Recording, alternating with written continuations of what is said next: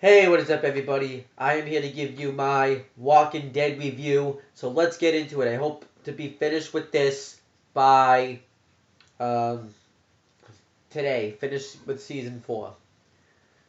So this one's called, I think it says claimed. I don't really, I think it says claimed. It's Claimed. I think clam is spelled Cliam. Um, and it's season 4, episode 11. And it came out on February 23rd, 2014. It starts out with Taylor driving in a truck. Oh, the truck's driving. And they see Walker. She sees Walker, so she's going to shoot them. But then the guy we met last episode, says, "Don't do that. Um, don't shoot your gun. I got this." And he takes a crowbar and he starts killing them. And he struggles with one of them. He can't exactly kill him, so he uses Taylor's gun and hits it repeatedly and kills it. And Taylor's like, "That's the first time we ever seen you smile." It's like, "Well, I guess everyone's lucky," or something like that. He said something like that. And then they have to move cars so they can move that truck. And then it cuts to the theme song, and then it cuts to real life. We see Michonne and Carl are having breakfast, and they're having a funny, good moment with they're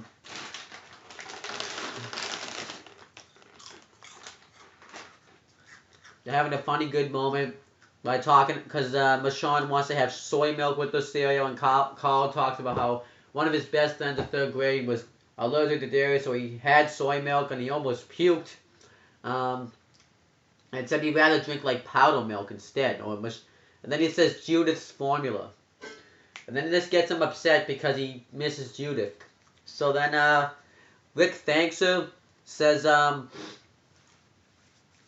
that you helped me because he's never heard Carl laugh before, and right now he needs a friend because he can't be both his father and his friend. And Michonne's like, "So what's the plan? You just gonna stay here for a while, or you're gonna stay here forever, or is this just a stop?" And Rick says, "Right for now, we're just gonna stay here." And then they're gonna go, and then her and Carl go on a run to get stuff. And Carl seems very upset because of Judith, but he doesn't tell his father about it. He says, "I'm just hungry." And Rick wanted to go to make this run, but he was literally unconscious yesterday, and Michonne wants him to rest, and he does. They're gonna be back in 3 hours, and after they leave, he goes upstairs with a book, and I guess is gonna take a nap, which is very well deserved. I mean, he's done a lot with this, with the group. He's had to be the leader. Philip beat the shit out of him, so it's very well deserved. This nap doesn't last though. It's a little bit of a spoiler, but if you haven't seen this episode, what happens next? Michonne and Carl go out. They grab the food, and Michonne grabs cheese in a can, and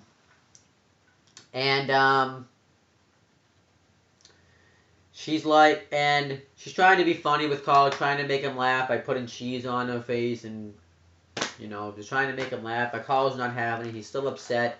And he doesn't say the real reason he's upset. He says he's tired. And then Michonne lets it slip. She talks about how she can make toddlers laugh, but I can't make people like you, people your age laugh. And then Carl's like, "What do you mean toddlers?" And and he says he was laughing on the inside with that joke. And we find out that she had a son. I think we knew about this before when she had that bad dream with those people, and she had that toddler, but I didn't know it was her son though. And Carl's asking like a bunch of questions about it, and Michonne's like, "Let's make this a game. Every time you clear a room, I'll answer one question."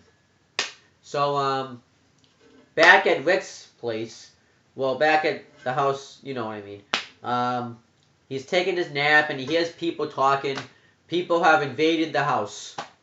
And Rick hears this, so he grabs, I think, a bullet. He grabs something to use as a weapon and hides underneath the bed. And one of the guys comes in and sleeps on the bed. He takes a nap. And, yeah. At first I didn't know what to make of this. I thought Rick was dreaming at first and was going to show us his dream, but no, it was real life. So then back at the house that Michonne and Carl are at, they clear the room, so she talks about how she only has one son.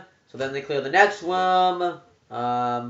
He actually even asks if the hallway counts as a room, but it does. And she says, I only had one son because it was enough for me, and then everything happened, so we didn't see each other again, referencing that he died. Nobody knows that she hasn't told anybody that she has a son. Carl is the first person that's known about this. So then, what happens is Carl says that her secret is safe with him, and Michonne says this isn't a secret. And Carl's still gonna keep it a secret. And she's all dressed up now too. She's like in fancy clothes. And when one of the items Carl finds, he didn't know, but it was like a painting with like blood on it, that looked like Jesus. So then she goes in the room. It's a bunch of little kids' rooms, and she finds people that have died, like babies, little kids. It's pretty heartbreaking. So then when she goes out and sees Carl, she's like, who's in there? And she tries to lie, saying it's just a dog. Then he says that she hopes her and what was her name? We find out her son's name too was Andre. She hopes Andre and Judith are happy together. Which, are up in heaven together. Which isn't true because Judith is alive. We know Judith is alive. So then, back at so then Glenn wakes up and he's in the back of the army truck, and he wants to get off the truck because he had asked about the bus, and Tara tells him that they drove by it like 3 hours ago, but everybody was dead. So Glenn forces them to stop the truck. At first, the guy flips him off, and then he does it. He's gonna go find Maggie, and this guy is trying to talk him out of it. Says, "We need you. We know you can hold your own." Tyra apologized too. She said that he was unconscious and had no bullets, so they had to go on that truck. So then we find out that one of the guys knows how this has happened. He knows how to fix this. And we find out these people's names. We find out one of them's name is Sarge Abraham Ford, which is the guy we've been meeting, the guy that has been talking. Then the guy that knows how it's happened is named Dr. Eugene Porter. And then they have a girl there that's like an army. Her name is Rosita Espinoza. I think that's how you say it. And they need them, I guess, because they're going to go to Washington, D.C., and Eugene's going to fix this. He's going to save the world. And he tries to lie to him, saying that his wife is probably dead. And we nearly need you. We nearly need you to come save the world. What's more important? Were you coming to save the world, or you meeting your wife that you're only going to meet for so much time? And Glenn gets pissed and decks this guy, beats him up. And then breaks into a fight with Sergeant Abraham Ford, beating the crap out of him. And then Eugene sees walkers, and he's trying to tell him about it, but no one's listening because they're trying to break up the fight between Abraham and Glenn. And so then the guy grabs his gun and starts shooting, but he doesn't really know how to fire a gun, so he's just kind of shooting all over the place. And so then everyone grabs guns and works together and kills the walkers. And now the truck doesn't work anymore. They destroyed it. So back at Rick's place, I forgot to mention too, before that had happened, one of the guys had come up and he's like, why did you get to claim this bed? I don't want to sleep in the little kids' beds. And because he got to claim it, and they were fighting over the bed, so they break out into a fight, and they kill him. He kills him, and he's like, now it's my bed now, jerk off. Yeah. And Rick realizes, I think he has to get out of there, because if he doesn't, that guy's going to turn. So he gets out, and he goes into another room, and he tries to open the windows, but they're locked. So then he gets out, he goes into the bathroom, where he sees one of the guys, and he chokes him out with the shirt, and the guy tried to grab scissors, but he couldn't grab him, so he chokes the guy to death, and he gets out the window, he took his gun, and in 1.2, there was a guy bouncing a tennis ball that almost saw Rick, and I thought he was actually going to see him. So then, one of the guys was on the deck, like the front porch, and Rick was gonna shoot his gun, but then he heard that the other guy turned into a walker that died. So then, and he saw Michonne and Carl come back. So then, he tells them to leave. They take off, and then Glenn, Abraham Ford, and everybody else there, Taylor, Glenn still wants to go find his girl, so he leaves, and they can't use the truck anymore because of what happened. They want to save the world, so they go with them. Glenn and Taylor leave, and Abraham talks about how what's more important to this guy, saving the world or meeting his wife, where they can only have like so much of a happy ending together in a world like this. And she says that she's a good person, but she doesn't think she is because of what she did to the prison.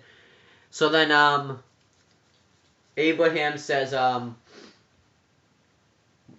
she talks about Abraham saying, what makes you a good person? I mean, just because you want to save the world, does that make you a good person?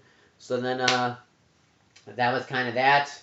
So then back at Rick, Michonne, and Glenn, and not Glenn, Carl are walking on the tracks, and they see this sign that said,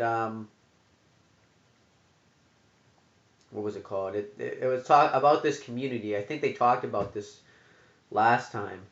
Well,